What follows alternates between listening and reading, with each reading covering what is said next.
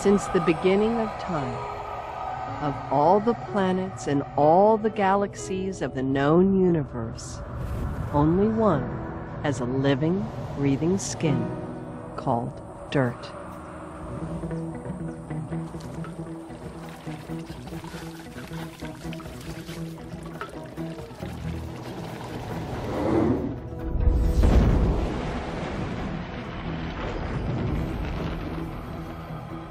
All the silicon and aluminum that are the basis of the framework of this soil, all the carbon in the humus, the magnesium, the sodium, the calcium, all of that is made in stars very different from our star, very far away, and has probably been recycled through dozens of stars before it got to us. We are made of the same 5 basic elements that the Earth is made of. The living organisms on Earth have used the very same molecules over and over again. Not just the same types of molecules, but the very same molecules. Dirt is very much alive. Probably has in it all of the kingdoms of life, from the tiniest bacteria to the fungi, and the algae, the slime molds. With the amount of species that live in a teaspoon of dirt, I think it's very obvious dirt might be more alive than we are.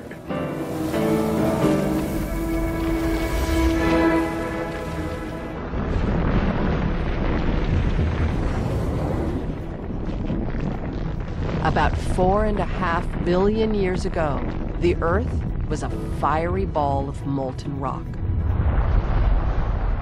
Volcanoes punched through the surface, showering minerals from the Earth's core and spewing water vapor that turned into rain. For millions of years, rain pounded rock into clay and formed the oceans where life began. Microscopic life oozed from the sea and onto the land, where it mixed with the clay, creating the first living dirt.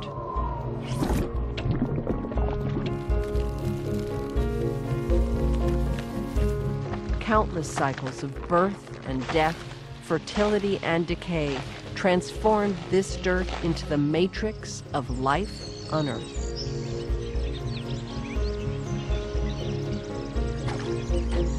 When humans arrived 2 million years ago, everything changed for dirt. And from that moment on, the fate of dirt and humans has been intimately linked. We think that diamonds are very important, gold is very important, all these minerals are very important. We call them precious minerals. But they are all forms of the soil.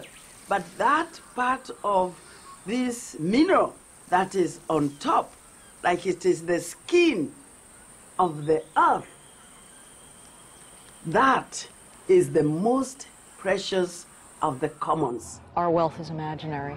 It comes from soil. If we don't take care of the soil, which is just the first 5 centimeters layer of life that is on the earth, our future is totally condemned. We take the soil for granted because it's there, it's everywhere, except when all of it has been taken by the wind or by the running water, and then you are left with bare rock. And you realize you can't do very much with the bare rock. A lovely, mild, sweet aroma, and it has so much diverse life in it. A handful of terrestrial dirt contains more organized information than the surface of all the other known planets. Contains more organized information than the surface of all the other known planets. This much soil probably has in it tens of billions of microorganisms. And they're all living together, some in cooperation, some in competition. So they have tremendous strategies for living with each other and getting rid of each other and making their own space in the ground.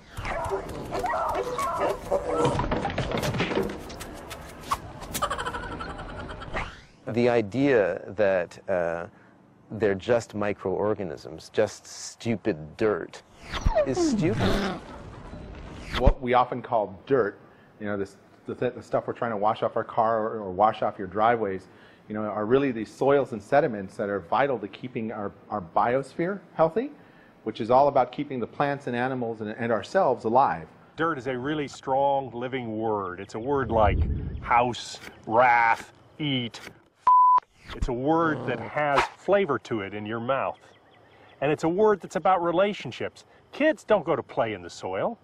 They go to play in the dirt.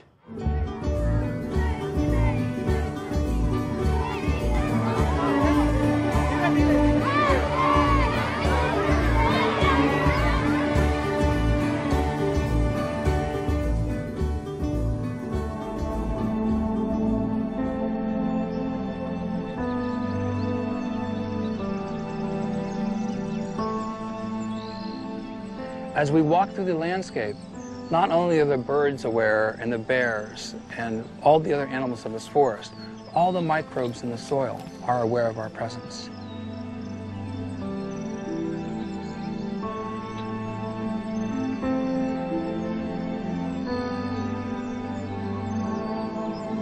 We're deep in the old-growth forest at the end of the trail that's called the trail that time forgot. And here I sit amongst these giant spruce trees that have grown over the years. They're probably 300 to 400 years of age, 120 to 160 feet high. And this old-growth forest comes from the soil that's so thin beneath my feet. The soil was originated after the last ice age, 10,000 years ago. When the glaciers receded, they scraped away most of the soil down to barren rock. Small lenses of soil survived, and in these lenses, trees and small shrubs began to grow. But the soil was so thin, they climaxed, they fell over, the fungi rotted them, the soil became a little deeper, the lens got a little larger. Next succession would occur, and again and again and again. These cycles of renewal, decomposition, soil building, soil becomes thickened. As the soil becomes thicker, it increases in its ability to support biodiversity. Let me pull this back. And you can see the mycelium is all underneath. These are the interface organisms between life and death. And as they decompose the wood, they generate soil. And this cobwebby growth then erupts into a mushroom. Spores spread, and satellite communities appear distant from the mushroom from which it sprang. This is the way of fungi. All soils in the world are infused with these mycelial mats. This is what the entire soil is made of. It's made of mycelium, and as it decomposes the wood material and plant material, it becomes dirt. Mycelium makes dirt. Even in the concrete jungle, dirt finds a way to come into being. I decided to write a book about dirt largely because everywhere I went in New York, people didn't seem to believe in it. People didn't seem to believe that nature existed at all.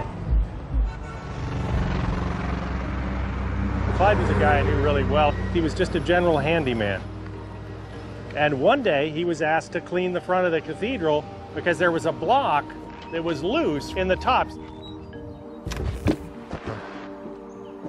Clyde fell off the scaffold.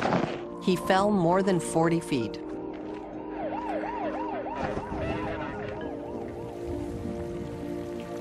While he recovered in the hospital, his Chevy pickup sat for months under a maple tree, the motor not running.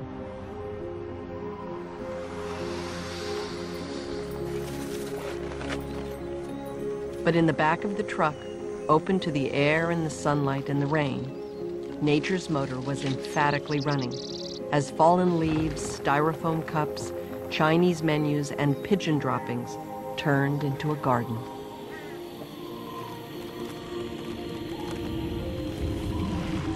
The process that turns garbage into a garden is central to our survival. We depend on dirt to purify and heal the systems that sustain us. As a water doctor, the repository of life that I need to heal are the organisms that are beneath our feet. That's the basic machine that has always recycled our water. You know, there is no new water on the planet. since the planet was created. It's always been recycled. So this notion that water is pristine, it's that community of soil, of dirt, of critters, of trees and plants. It's all of these things, including the tiniest worms in the soil, that do this transformation. Now, thinking about the water, this pristine stuff that we're drinking, I just had a sip of dinosaur pee. In our earliest stories, we've celebrated dirt as the source of who we are and where we come from.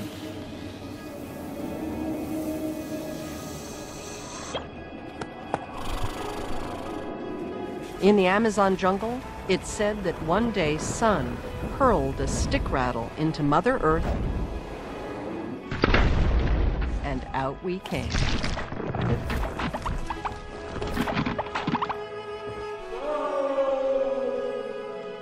Ancient Egyptians believed that the gods shaped clay into humans and put them in an earthly paradise. Huh.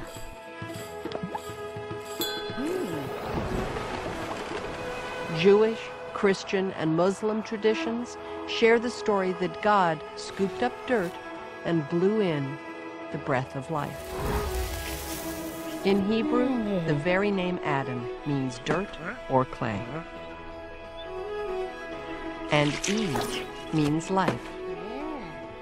Dirt in the Garden of Eden gave them, and us, everything we need to survive. In traditional agriculture, the soil is the mother. She's the mother who gives, to whom you must give back. And to treat soil as the sacred mother is the best thing you could put in your relationship with the earth. In traditional agriculture, soil is recognized as the source of all fertility.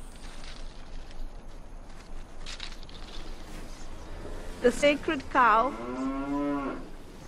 is such an important part of sacred soil, because as we feed the cows the part of the plant that we cannot eat, they turn that into the real life of the soil, the cow dung. Indian civilization wouldn't have lasted 10,000 years if it hadn't recognized the worth of what is literally the beginning of dirt, living dirt. Whenever interacting with nature, you've got to grow food for humanity, and at the same time, you've got to grow food for nature. Why, welcome to Kennard Farm. Plants get compounds from the air, and they get energy from the sun, and they use their biological systems to fix this stuff into the sugars. They use some of those sugars to put into their fruit for attraction, to spread their seeds with all us animals. There's about half of those sugars they secrete from their root systems and pump those sugars into the soil to feed the soil biology. Plants are absorbing moisture, so there's a tide in the soil coming to the plant. While they're alive, they have been utilizing their bodily wastes to solubilize the mineral nutrients from the raw parent material. This is the raw parent material, a rock. This is planet Earth. We're going to have tomato plants and little baby vetch plants growing up underneath them, and we're going to come in and harvest the tomato plants, and then the vetch plants will have the whole land, and it'll turn into a tangle of vetch and other weeds, and they'll be allowed to come to full maturity and die of their own volition. They're going to die of maturity. They're going to be grandmas at 93 dying of contentment. Then that is going to offer the soil mature, durable organic matter. Visionary environmentalist Pierre Rabhi is a farmer without borders. He's devoted his life to healing dirt. Cette terre qui était aride dans laquelle nous sommes installés, et notamment cette terre-là m'a beaucoup enseigné pendant des années et des années. Dieu n'a pas donné une terre merveilleuse pour qu'on la profane.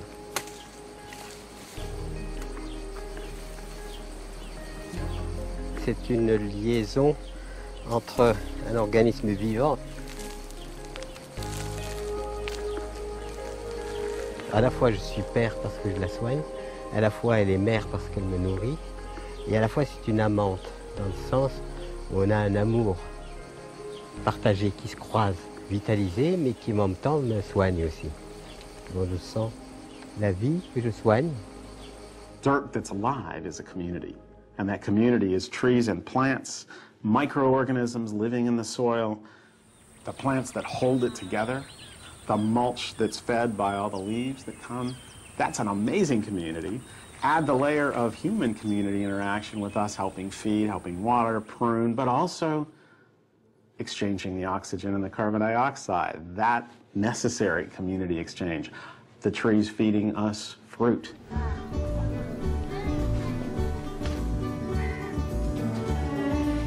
We live in potentially a Garden of Eden.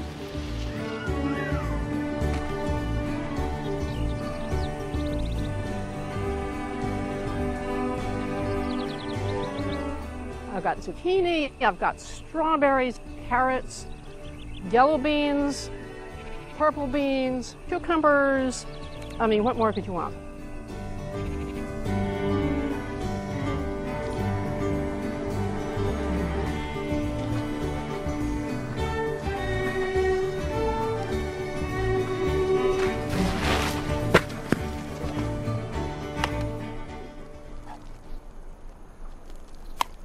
The coconut. I eat the ground. I will tell you that every wine growing region I've ever been to, which is a lot, Italy and Spain and France and Australia and all these places, the first thing I do is put my hand in the ground and eat it. I don't know what that means, if I'm crazy, but I'm telling you, I always feel a connection. The ground is what you taste. When you really break it down, when you're not just drinking for casual fun, when you're nerding it up, it's the ground that really exposes the wine. Getting a lot of cranberries. I get a little bit of like a roasted peppers kind of thing going on. Maybe even a little bit of cassis on the back end of the Sangiovese. Now, when you taste the grape, you know, maybe you're tasting some of that berries. Now, going down this beautiful vine, you get into the soil. And as you dig into the soil, you know, you start, this is a sandy soil. You start smelling it, and you're getting, you know, that classic dirtiness that you know, sand and dirt that you get. And maybe even a little taste. Every piece of land has its own flavor profile and terroir. People understand it's all about their dirt. Listening to the stories of the people who've gone organic, who've gone from being places that put awkward things into the land to being very clean, the wine is so much better. And healthy vineyards make healthy wine. The people who make the greatest wines in the world, they love their dirt. They pick it up, they coddle it, they kiss it, they put it in a jar, and it sits in their mantle in the living room because they know. They know.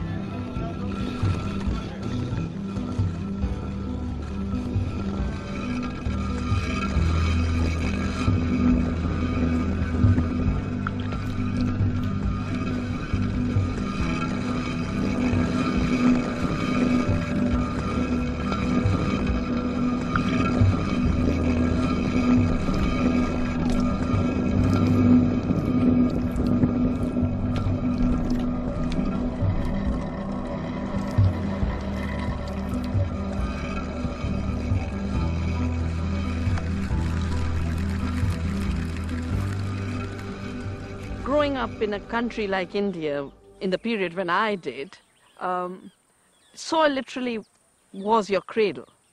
Everything was soil. My parents were highly educated, but my mother had chosen to become a farmer. And I remember our holidays coming down to her farm, and our most fun thing used to be the cow dung and soil plaster with which on a daily basis the floors would be plastered. It was like artwork, it was like being a painter. And for us, that freedom to play with dirt, I think has been both my intellectual, emotional, and physiological immunity builder.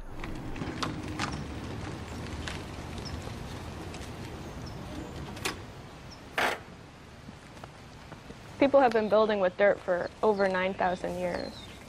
Most of the world considers this a really viable building material. A third of the world still lives in earthen structures. You can dig it up right on your site. You don't have to transport it. To operate heavy machinery, pull out hundreds of yards of soil, then haul it hundreds of miles away to dispose of it like it's garbage, just seemed ludicrous.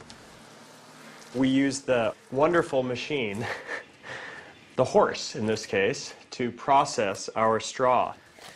It's an incredibly fine fiber. And in that process, though, adding enzymes and other proteins to the manure, which act as a natural glue. So as this dries, it dries with an incredible hardness. And we're just kicking it old school. It's like, oh, this is how everybody's done everything for so long. The mixture of mud and cow dung in our climate has many, many uses. The cow dung acts as an antiseptic, so you don't get infestations. And mud, compared to cement, is warm in winter and cool in summer. So if you go into a house with a mud plaster, in the summer, it'll be cool. You go into a house with cement plaster, it'll radiate the heat.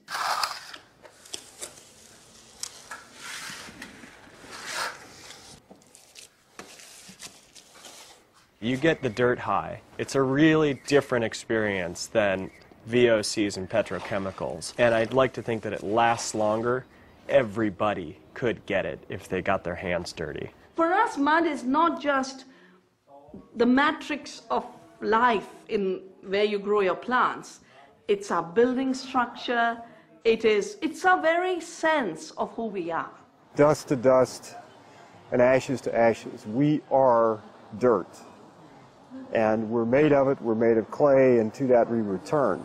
Everything that we see as our flesh, our blood, our bones, could not be here without the land. The DNA text of a bacterium has entire paragraphs that are identical to our own genetic instructions. So on a physico-chemical level, we're just not all that different from microorganisms as we might think we are. To understand, when you look at the mountains or the lakes or the rivers, and to feel that being a part of it, to feel that this flesh that's standing here is that place, that I am that river, I am that mountain, I am that dirt.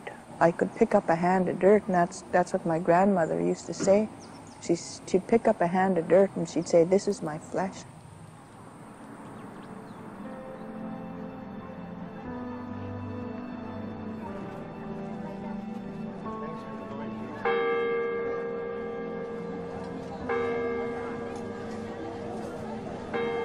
We're on our way, get some sacred dirt, get our souls right, cleanse. Yeah. Maybe throw some dirt in our hair or something. Have a dirt bath. Dirt bath, but this got the holy dirt here in Chimayo. Glad to be New Mexicans. Today we walked 22 miles, me and her did. We do the walk every year to come over here and stand in the pit of dirt. And it has healing powers. It gives us like a good sense of the Holy Spirit. People from all over the world come here. There's a sense that God's continuing creative action is real close here. One of the meanings of Chimayo is that our connection to the earth is still sacred. We did the pilgrimage today for my family. My Auntie Mary Jane just passed away, so that's what sparked it up. The dirt from the Santuario de Chimayo has a specific sparkle to it. Whenever we need it, it will sprinkle a little bit here or there, and it does help. It's proved true.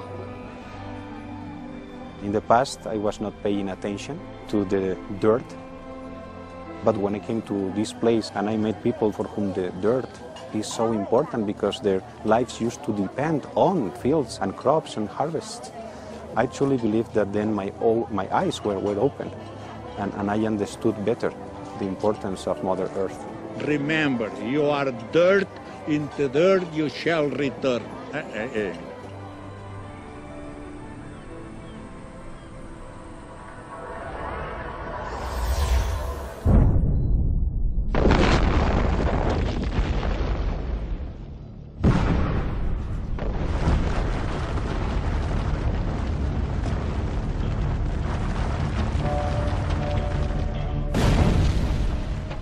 The demand for natural resources has completely changed our relationship with dirt. This is a fabric of life being torn apart that can never be put back together again. All around the world, we are destroying dirt in pursuit of the raw materials we consider to be more valuable.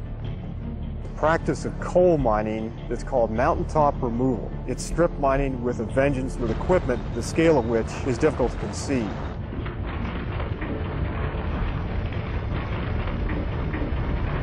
Mountains are literally cut off and leveled, and they're being destroyed in the name of cheap electricity. It isn't cheap at all. It's unbelievably expensive. It's the attitude toward nature that says nature is only resources to be used, and not for the benefit of everyone, but for the benefit of a very, very small number of people at a very, very thin slice of time in this human journey. So the coal companies can come in and blast and remove one layer of what they call overburden. The overburden is a boulder field which will have no water table. That will support no vegetation. And the mountaintops, with all the things that are in mountains, the heavy metals of lead, cadmium, selenium, all that now is free to get out into the watershed.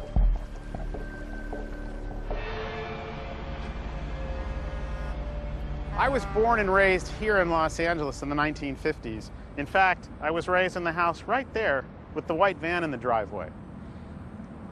Urban intensity, but I got to escape it by hiking up here every day after school.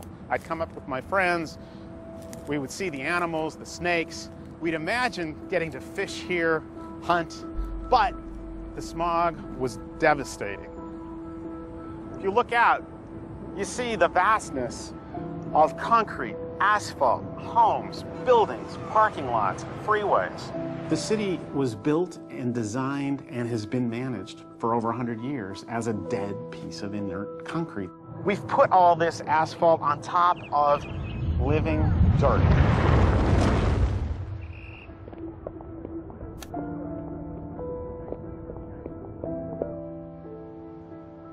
We live in this living organism. It's dysfunctional, pathological, but it's a living organism. It's called the flat city. So when you have an area paved with something black, it's going to collect a lot of heat, so you get a very strong heat island effect from building a city like Los Angeles. And then superimposed in this, of course, come the freeways. So the biggest way that the city, as we're building them now, relate to climate change is that they put out massive amounts of CO2. We took the rivers and encased them in concrete. We paved literally 2/3 of Los Angeles so that now when it does rain, instead of being absorbed by the soil, the water runs off, and it's billions and billions of gallons. The city of Los Angeles itself spends close to $1 billion a year to bring in water from as far away as Wyoming and Utah, all over to bring it here. We don't need to. We have half the water falling here now, but because we've sealed the dirt and sent the water away, 20% of our electricity is to bring water here. So when you turn on the tap, it's a climate change event. Without healthy dirt, it's difficult to survive extreme climate events like hurricanes, floods, windstorms, and drought. A large part of Bundelkhand is today suffering from a very extended drought linked to climate change. And this long-term drought has led to crop failure, which has led to starvation.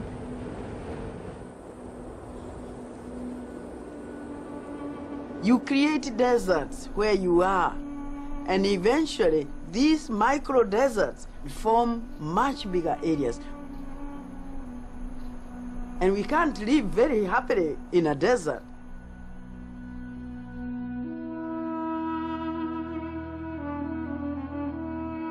And so we start fighting between farming communities and nomadic communities over land that is not a desert, that still has dirt. Desertification or land degradation is one good way of undermining security in any country.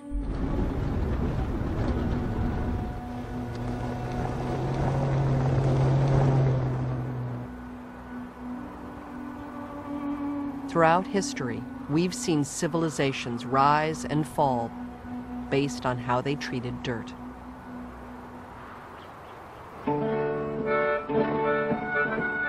The American Midwest was known as the breadbasket of the world.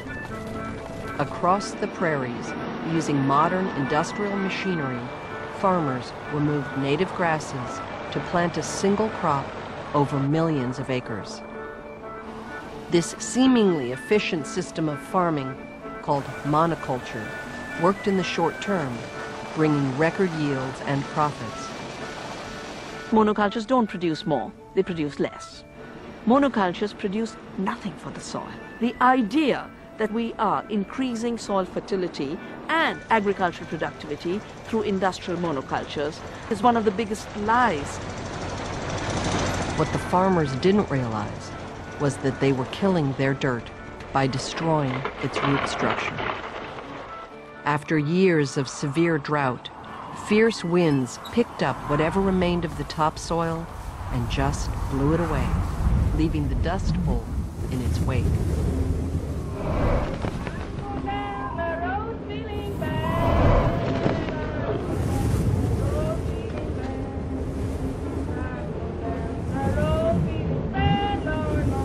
The Dust Bowl was an event not quite on the same scale, but getting up to comparable to what happened after the last ice age. We made a really big change in the landscape just by bad farming practices.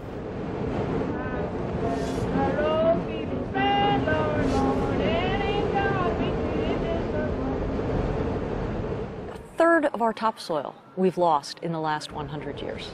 It's the problem of agriculture. It's the way we do agriculture now. If you look at the landscapes today, we have millions and millions of hectares of monocultures of one variety. One species, one variety. All these monocultures are actually going to collapse under climate change scenarios, especially in drought situations. Lo que predomina en este momento es la soja transgénica. En la escala de la provincia de Córdoba, entonces entra a pensar qué está pasando con los suelos de Córdoba. The more we grow monocultures, the more vulnerable our systems are. So we need to diversify the systems. For example, in the winter here, sometimes we grow broccoli with fava beans. If a frost comes, the broccoli dies, the fava bean remains. It's very resistant to frost. If you have corn and beans and sorghum and a drought comes, the sorghum will remain. Everything else will collapse. So you don't put all the eggs in one basket. We have this one species planted for miles, and it's a all-you-can-eat restaurant for pests. So once a pest learns to unlock the key and get into one kind of plant, and you've got that plant planted for miles around, it can open every single plant, okay? And so that's how pest epidemics get going, so then we add pesticides.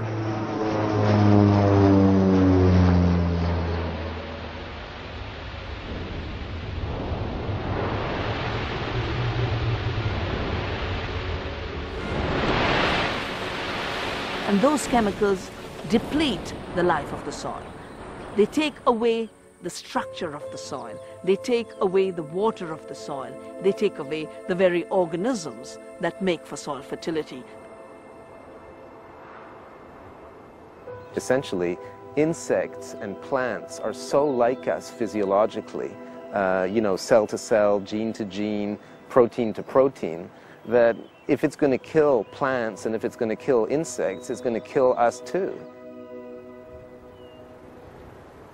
What this system produces is food empty of nutrients but loaded with toxics. We weren't designed to eat that kind of diet. Industrial farming practices have robbed the soil of its nutrients and created a huge demand for nitrogen fertilizer. When we pump those nitrogen fertilizers into the soil, we're not just killing the life of the soil. This is mobile nitrogen. Only about 20% is taken up by the plant. Some of it goes to the water tables, and the rest goes into rivers. In the American Midwest, the excess nitrogen flows into streams, down the Mississippi River and into the Gulf of Mexico.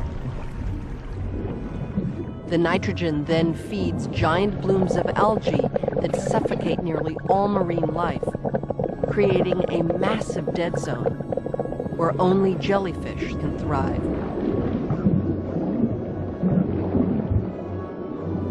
This mobile nitrogen also combines with oxygen to form nitrous oxide, which floats up to the atmosphere, accelerating climate change. 25% of greenhouse gas emissions are coming from an agriculture that has become a war against the soil. For 2 seasons, 3 seasons, they'll get a soya harvest, then they'll abandon it like a desert and cut down another 100,000 square miles.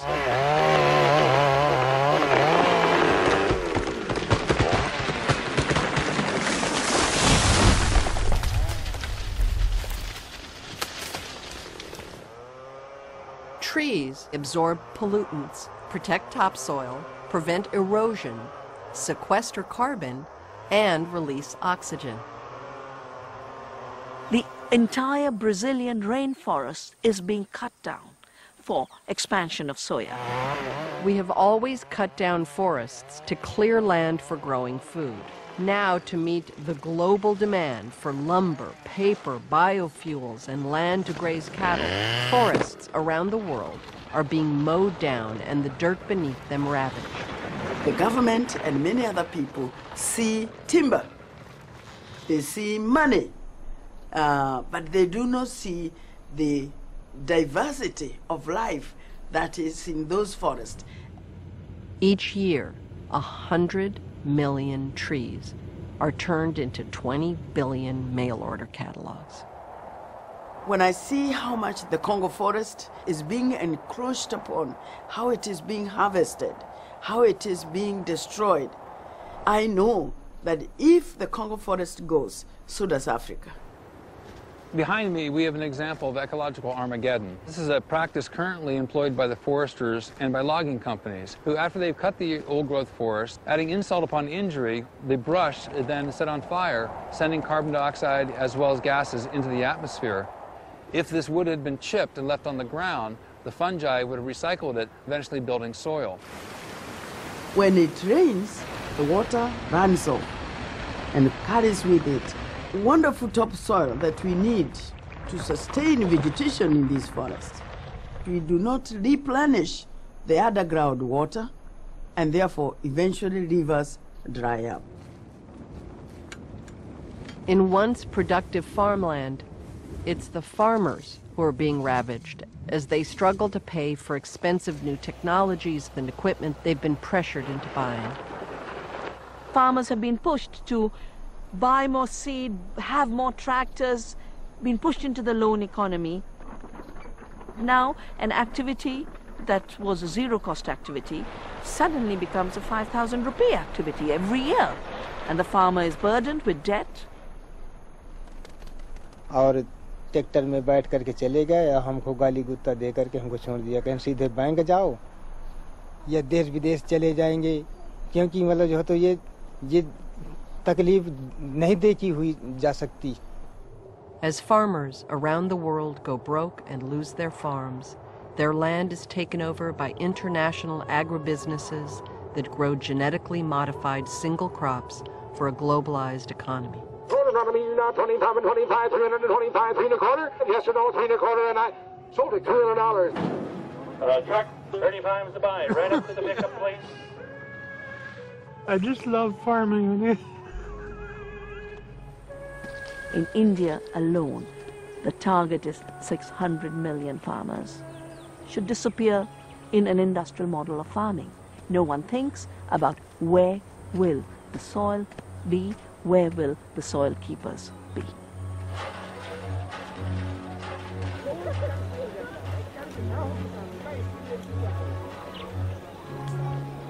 Saddled with debt they are unable to pay, farmers around the world are committing suicide.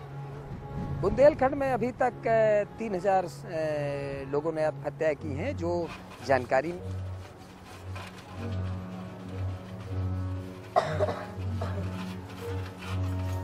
तो वहाँ तो फांसी लगाए टंगवा तो ढूंढत फिरत ही हुआ तो खेते में फांसी लगा ले तो फिर मैं आप वहीं से गुहार मार चली गई पूरा अब बस वहीं से चली आई हूँ वहीं तो वहीं फांसी लगाए अपने सापी में झूले para.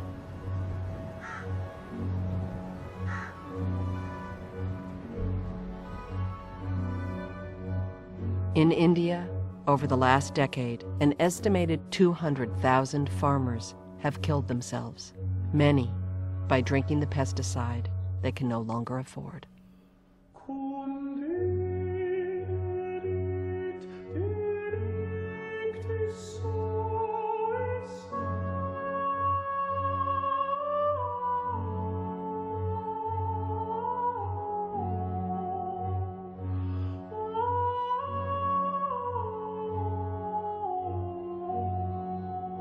El grave problema que tenemos con el suelo es este. Como yo lo piso el suelo, y cuando yo piso una persona, la persona grita y me dice, se molesta, yo lo piso al suelo y el suelo no me grita, pero en realidad sí me grita. O sea, cuando encontramos erosión, el suelo está herido, está sangrando, está dolido, y nosotros no lo sabemos interpretar, no le sabemos el idioma al suelo, pero el suelo es un sistema vivo, no está muerto, y nosotros lo tratamos como si fuera un sistema muerto. Because of our activities, we should be very concerned about our future. If there was a united organization of organisms, and each organism had the right to vote, would we be voted off the planet?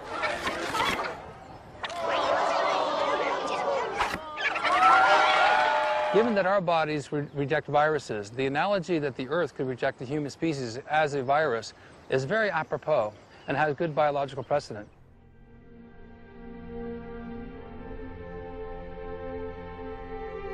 Over the course of 30 years taking and editing photographs, Sebastián and Lelia Salgado have documented environmental and human devastation around the world.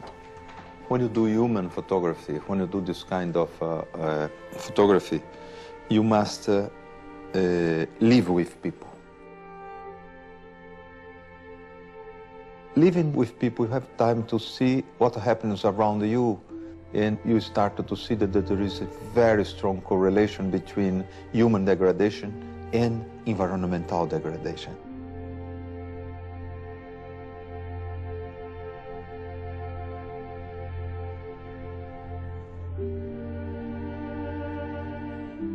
This picture, it's, you know, when we see all dry and the people, they are asking for rain. And why? It's because we have no more trees, no more forest, and the people, they suffer. This is Mali, no more water inside this lake. And here I have a picture of the people walking inside what was the lake. And that became a desert. People who live on degraded lands become very poor. Often they will abandon the land and they will go to cities, looking for jobs that are not available, and they will end up in slums. For the first time in human history, more people live in cities than in the countryside. In the developing world, nearly 80% of city dwellers now live in slums. They are displaced people who've been separated from the dirt that sustained them.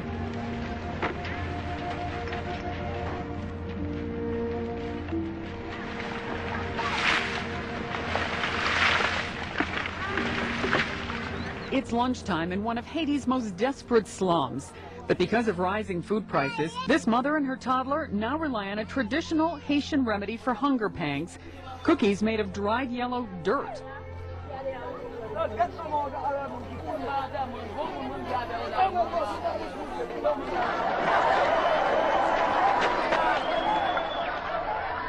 Across the planet, hungry people are rioting over food.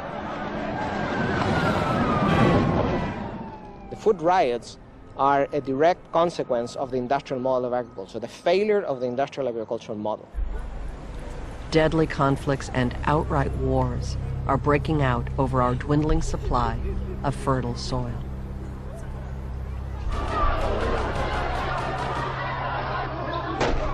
The conflict in Sudan is really a conflict over dirt. For the first time, you have corporations that are going to be dictating the future of the soil and the future of the landscapes. Floods, drought, climate change, even war. are all directly related to the way we are treating dirt. We as a human species are facing, first, the problem of ecological non-sustainability, that we have created toxic load, we've created climate change. Each of these problems individually could push the human species to extinction. Collectively, we can be absolutely sure we don't have too much time. Here's this 120-year window in which we find ourselves. And it's probably the most important window in the history of Homo sapien. I think it's this period that's the most important since our walk out of Africa, because we've now got to come to the end of the extractive economy and figure out how to live within our means.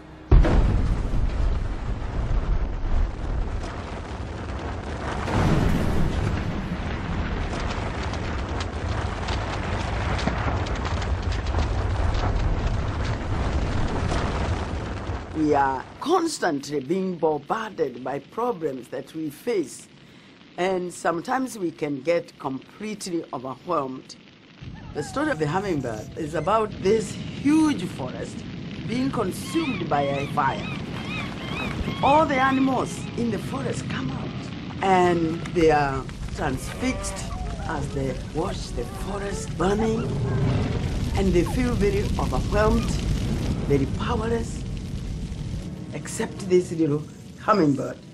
It says, I'm going to do something about the fire. So it flies to the nearest stream, takes a drop of water, and puts it on the fire, and goes up and down, up and down, up and down, as fast as it can. In the meantime, all the other animals, much bigger animals like the elephant with a big trunk, could bring much more water. They are standing there helpless, and they are saying to the hummingbird, what do you think you can do? You're too little. This fire is too big. Your wings are too little. And you're big, so small. You can only bring a small drop of water at a time. But as they continue to discourage it, it turns to them without wasting any time and tells them, I am doing the best I can. And that, to me, is what all of us should do. We should always feel like a hummingbird. After years of bearing witness to environmental degradation, the Salgados knew they could no longer simply remain observers. They had to do something. Why not plant a forest? The forest we had before here. The first plantation we did it here and there. When you come to Instituto Terra, you see 1 million trees together, and now big trees that you can embrace.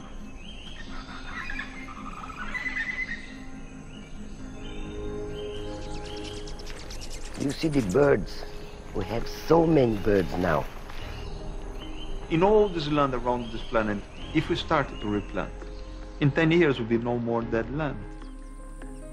When Pierre Rabhi looks at a desert, he sees an oasis. Alors je suis allé donc au Burkina Faso pour la première fois en 81. Ma spécialité c'était de limiter la mort de la terre par la désertification. Et là, j'ai proposé ce qu'on appelle l'agroécologie. His lifelong work in Africa has been to promote agroecology, an organic, biodiverse agriculture that combines scientific knowledge with traditional wisdom. Ah voilà, je suis content. Et aujourd'hui, il y a 100 000 paysans au Burkina Faso qui pratiquent les méthodes proposées en 81. On a calculé que simplement l'Éthiopie, cultivée correctement, nourrirait l'ensemble du continent africain. Well, it wasn't long ago that Native Americans were living off this arrangement. They ate the prairie turnip, of course ate things out of the streams, and they also ate the bison and the prairie elk. Here was what we might call an original relationship with the universe. To build an agriculture as sustainable as the ecosystems we have destroyed is necessary and possible. What we're trying to do is build agriculture based on the way the ecosystems were 10,000 years ago. This prairie would be our library.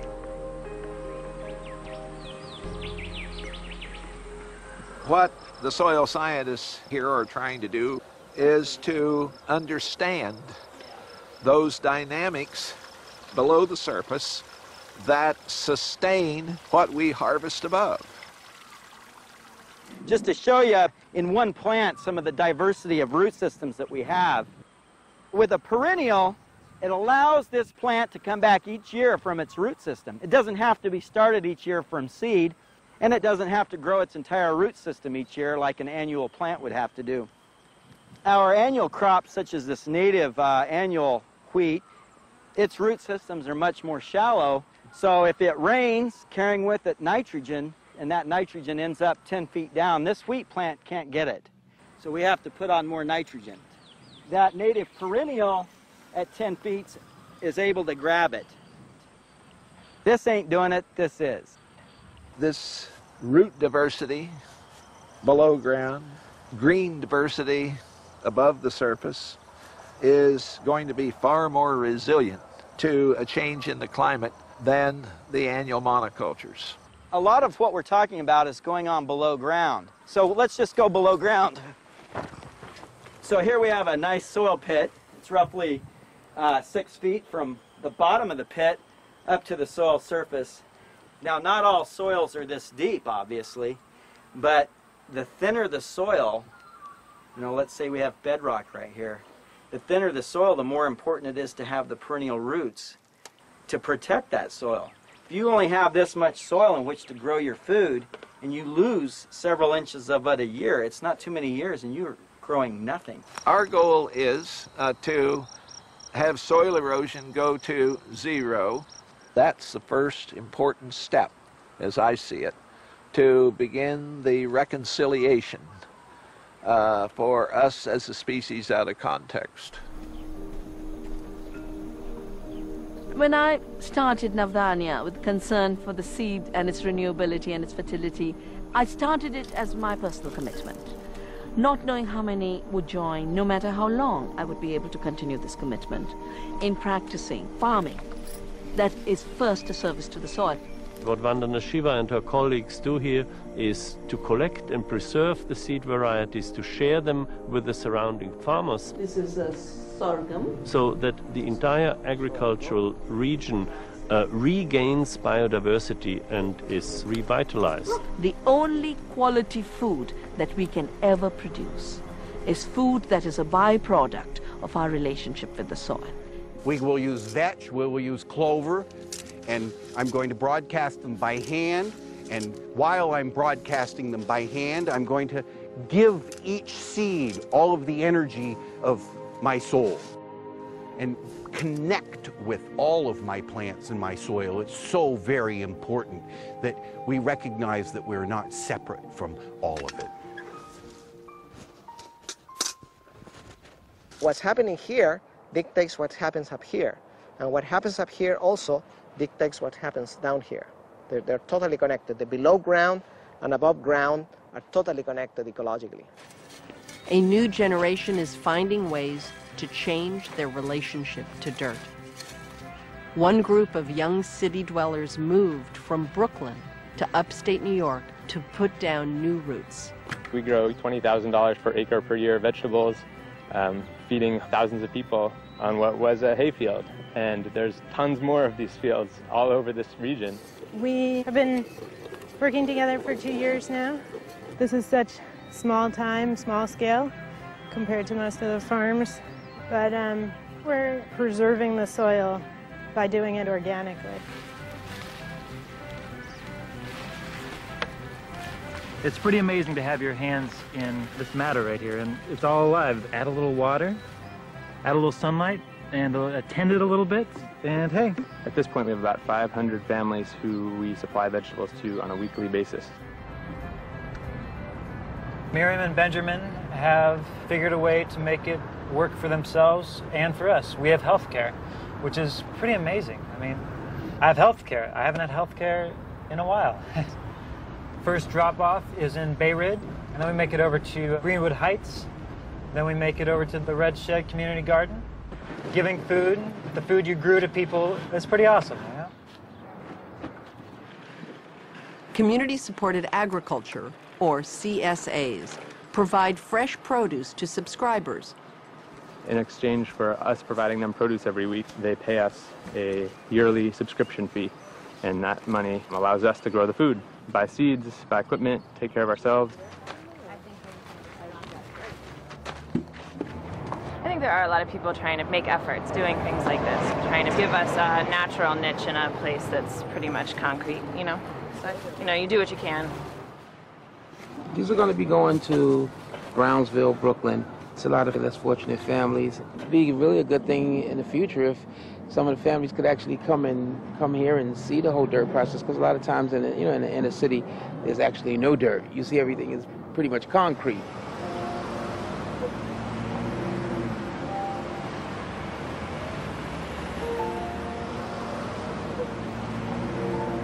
You don't have to move out of your neighborhood to live in a better one, but you sure do have to fight as hell if you want to reconnect your life into a more natural state that actually includes poor people and poor people of color.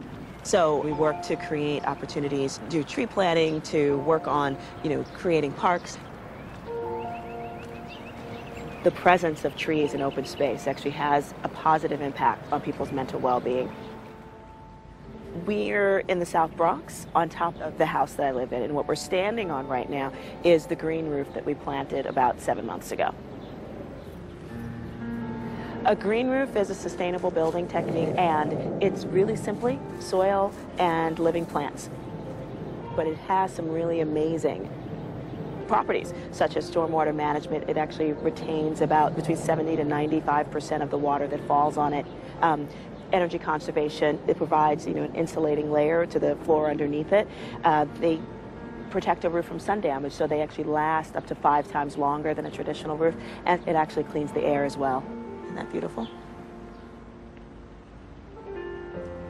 Up here, that's the downspout that goes from our green roof, so all the excess water goes down and then it's carried over into this rain barrel, and that's connected to a drip irrigation hose, which nicely waters our tomato plants and our lovely pear tree and the rose bushes, and there's cauliflower. So this is our compost bin. So remember all the weeds that I pulled up off our green roof? They're gonna go right in here. And we found some earth with a lot of clay content in it, and it's really been nice to have it amended with the compost. Look at that, isn't that beautiful?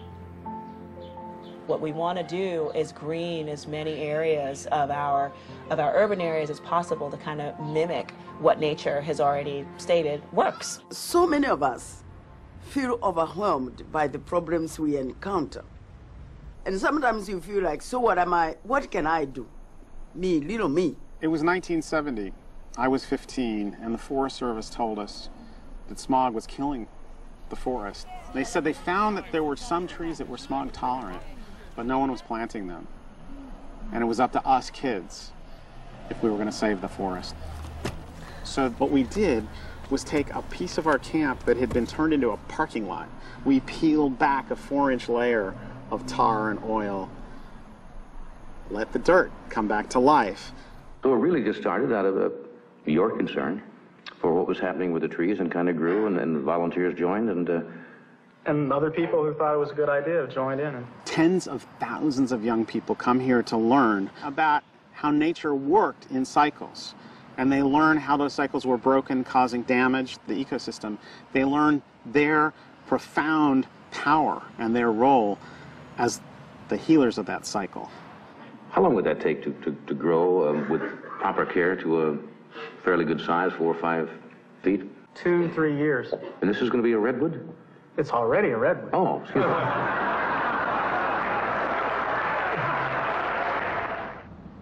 You look across any schoolyard in Los Angeles, mostly it looks like a parking lot. That very same process of attacking a parking lot is what's happening on schoolyards in neighborhoods all over. The prominent reporter said, well, if you remove the asphalt, where are they going to play? I went, whoa, that really reveals how far we've come from nature.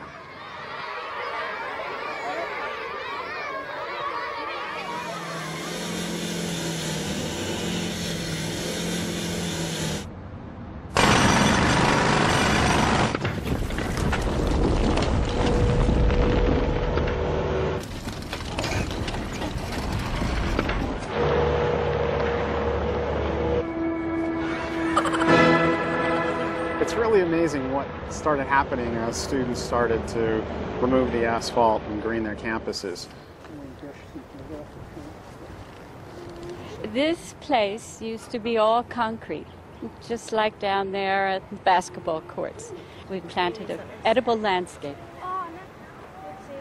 Let me see. Oh, that's really good. The experience in nature is so comforting to these kids who have never had their hands in the ground before. They just need to be here. They want to be in the garden. What, that we should all get our hands in the dirt and pick the vegetables ourselves and bring them into the kitchen and make them into these beautiful soups. Sure. Thank you. Our whole lunch is actually made out of dirt. Thank you, Dirt. Thanks so much. Salad. Salad, sandwich, milk, and lunch. Yes, Dirt, you made my lunch. Yes, Dirt, you made my lunch. Thanks, Dirt, you made my lunch. All our prayers, our ancient prayers from the beginning of the agricultural season, begin with, I know I have to take something from you, Mother Earth, to feed myself, to feed my family, but I promise I will return as much as I can. This is compost. We just cultivated the bed, so we put compost all over it, then layered it with some newer soil. There's no such thing as waste until it's wasted. Compost is the black gold that keeps dirt healthy. I really think of this compost pile as a giant casserole, or say a lasagna, because all these things are going to start cooking. That's the way compost works. You basically need two things. You need stems of plants or chopped up leaves, something like that. And then you have the moist green ingredients, and that's things like weeds or old cucumbers or anything like that that's leafy matter. And the dry brown is the fuel. The moist green is the fire. When you add nitrogen and carbon together, you get this wonderful combustion, aided by our little friends, the bacteria and the fungi that are in here making it all work. And it turns into something resembling the best soil you ever saw. We got a call from the state of Maine that they had a fish waste crisis. They were dumping fish waste out at sea and EPA was beginning to crack down. And I said, let's bring all the waste on the shore and compost it. But guess what we had to deal with? We had this kind of material here. Take a whiff of that. Holy! That's pretty strong, isn't it? That's pretty strong. Yeah. As soon as we started composting, everybody said, oh, that's what the Indians used to do. We're combining it with a carbon source, and the traditional carbon source for making compost is softwood sawdust. But this is really step one. Not bad. Yeah, this is about one turn too early. You can pick up a slight ammonia smell with this, and that kind of gives me away that I'm rushing this just a little bit. The next step up, we've turned it 4 more times. At this point, you can smell it. No ammonia smell at all. That's a good sign. That's a real good sign that we're right on track. It has a real earthy smell. It smells just like dirt right out of your garden at this point. And this is their final product. Look at that. Wow. That, all it took was about 8 months of composting. It's beautiful.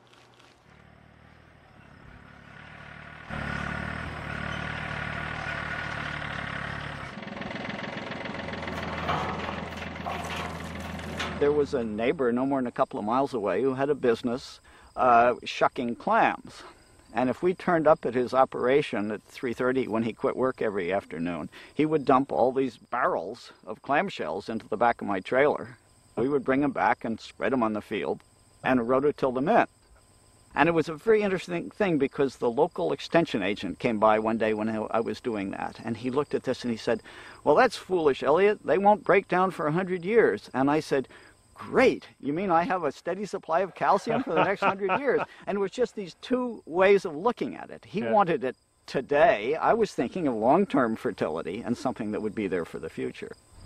As of late, people are realizing that soils and sediments actually contain a fair amount of energy, and the energy that you find is tied up as organic matter. So soils and sediments, wastewater, right? The things that you may throw out of your kitchen as food scraps, or the tremendous amount of organic rich waste that comes out of industry, you know, we would just dump that somewhere and ignore it. And now we're beginning to realize that we can harness energy from it. To that end, we've been looking a lot at these microbial fuel cells, which are devices that harness energy from the naturally occurring cycles that take place in soils. The basic premise is that you have microbes that live in soils and sediments, and they eat the organic matter in the soil, and to generate energy from that, they have to move electrons off of that through their biochemical pathways and stick those electrons onto something. By using a microbial fuel cell that you would put into the soil, you can do things like turn this landscape light on. So what you see here is our landscape light being powered by energy that we harness from microbes, which you could have in your home, in your backyard, or we could use these to illuminate parks and public spaces. And our hope is that we'll be able to find ways to use microbial fuel cells to power maybe outdoor landscape lighting, or even bring lights to rural or remote regions of the U.S. And of course, to help those people in the developing world improve their quality of life. Rikers Island in New York City, one of the largest prison complexes in the world, offers inmates the opportunity to work in the greenhouse program. When we talk about dirt, we're not just talking about dirt, we're talking about the spiritual as well as the physical attributes of one's life. And I think that's what people relate dirt to after they come from jail into the gardens. It's no longer dirt, it's a metaphor for a healthy life. I grew up in Brooklyn, New York. I have a 3-year-old. I actually had my 20th birthday here. A fight brought me here. You know, reality smacked me in my face, you know, being here. And at the same time, I've found something I like to do. I notice when people come through the gate, you know, they're hunched over, they're feeling the impact of what it's like being locked up. All of a sudden, as they start moving through the garden, I kind of almost see their chest cavity expand and their shoulders go out. Yeah, when I come out the door, I say, wow, it's so beautiful.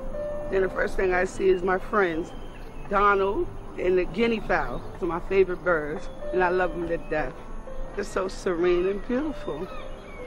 It's something that a person would have to feel for themselves. That's behind those closed doors. In the period of time it takes to mix soil, to dig into soil, I see this transformation. And it really comes with that first exploration into the world of dirt. It's really amazing what started happening as students started to remove the asphalt and green their campuses. Principals have reported that kids are playing more cooperative games and less aggressive. That's really cool.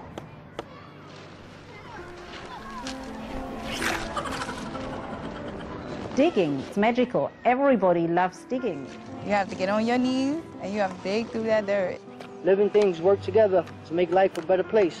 It's a good thing. God made dirt, and dirt don't hurt. The dirt program's great. It's just another way to get back to society. I'm actually helping people, feeding the homeless. I would love to work with flowers and dirt. Now that I conquered my fear, I'm not scared what comes from it. At some point, they fall in love with the whole thing. And it can either be an activity or it can be a plant they connect to, but they connect. I like the cactus. I really do. Things might want to come and eat off it, but it can't because it's tough on the outside and it protects itself. It's sweet inside. I would say this is me. When you've got a prison industrial complex and one that, you know, supports our GDP as much as this one does, then if you build a jail, it will be filled. What we wanted to do was show that there is another way. If you've got a bunch of guys and gals who are planting trees, who are installing green roofs, those are actually paying the city back in terms of stormwater management costs, in terms of energy conservation costs. The Green Team is an opportunity for inmates leaving Rikers to continue building the skills they learned, and it also offers them a way to get paid. When it came out, I started working the next week, so I won't get back into any trouble or anything like that. I felt that if I kept continuing programming positive, I'll stay out. Our reconviction rates of people who join the Green Team are extremely low. You got to get your wire first. And these green-collar jobs are jobs that can't be outsourced. So when you're working to restore a wetland, if you're working to put on a green roof, even putting on solar panels, you're not going to send your house to China to have that done. It really is a nice way to bring together the three traditional parts of a person, their physical moving part and their intellectual part and their emotional part. People getting their hands in the dirt and actually knowing the power that they have to tend to something, another living thing. I mean, that's really powerful to folks who have been told all of their lives that they have nothing to contribute. Guided in. This is a lot about team building, too. And these projects benefit the whole community. All of this concrete and stuff don't need to be here. Don't have to be the concrete jungle that it is. A lot of people, they're ashamed to touch the dirt and get their hands dirty. But dirt is what you're made of, so it's good. Kids really get their power when they're learning and they're dreaming combined. In a number of neighborhoods where we've given the kids those sledgehammers and they've busted the concrete, many of them were gang kids. After they got done with planting the trees, they voluntarily went and painted out the graffiti. There's nothing more moving to see tough kids have their hearts open because they did the work. And they learn where the real difference is. And they see and feel the real difference they make. My grandma used to always say, the dirt is alive. And I'd be like, it's just dirt, Grandma. The dirt ain't alive. She goes, it has oxygen and everything in it, and minerals and vitamins, and how you think the plants grow, and the food is good, and you literally, it goes in one ear, come out the other. But now that I'm older, I understand more how it's very important to help the environment, because sooner or later, if people don't really wake up and see what's going on with global warming and all of this, it's going to be too late. It's going to be really too late.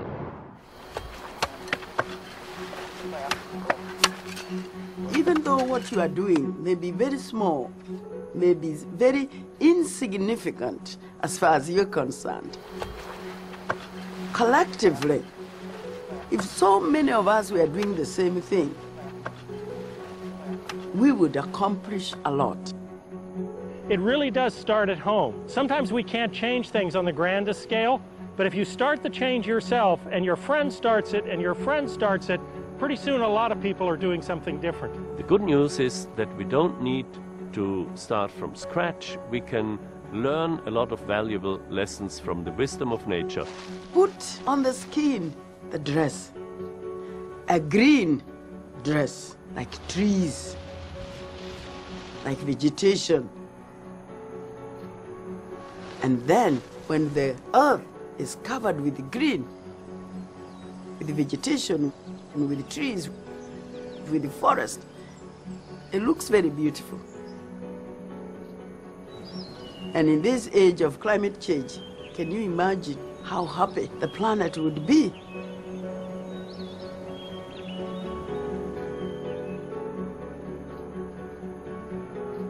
What we give to the soil, what we give back to the soil, how we recycle our waste back into the soil is what's going to sustain us. We have great friends out there. We have biological allies. Underneath, in the soil, are soil builders, which are the earthworms. We're selling worms. You can get worms to go. Darwin said at the end of evolution's history, they will be recognized as the most important species because they built the soil. Oh, there's one right there, see? Look at him. What we've destroyed, we can heal. When we have the trees like this going, we see now we can do more.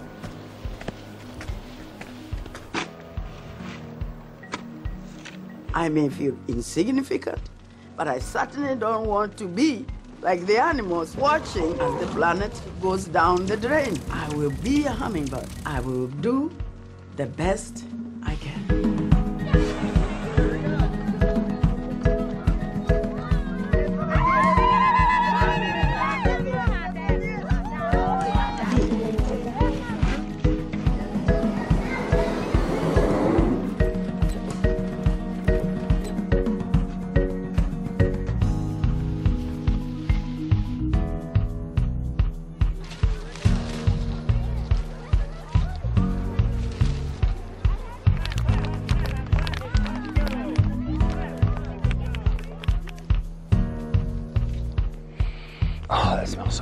It really does. God made dirt, dirt don't hurt. Put it in your mouth and let it work. Dirt.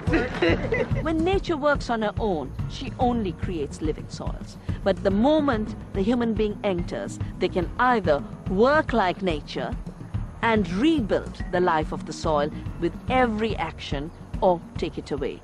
The choice is desertification or fertile and living soils that feed us.